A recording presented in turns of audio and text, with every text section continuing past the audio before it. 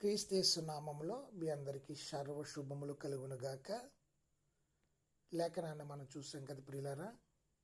యెహోవా యందు భయభక్తులు కలిగి ఉండుట సమస్త జ్ఞానమునకును తెలివికిని నీతికిని మూలం. పరిశుద్ధులైన దేవుని గూర్చి వ్యక్తిగతంగా తెలియకపోతే నిజమైన జ్ఞానం అవగాహన ఉండదు ప్రియులారా. జ్ఞానం గల వారి జీవితాలు దీర్ఘాయువును కలిగి ఉంటాయి. వారిచ్చే బహుమానాలు అంటే ధనధాన్యాలు, గౌరవం, సమాధాన జీవితం, ఆరోగ్యం, దేవుని ప్రేమాభిమానాలన్నీ కూడా పొందుతారు ప్రియులారా.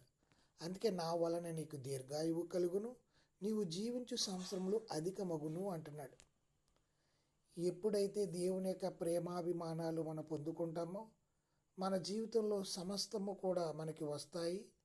మరి ముఖ్యంగా మనకి ఆయుష్, ఆరోగ్యము దేవుడు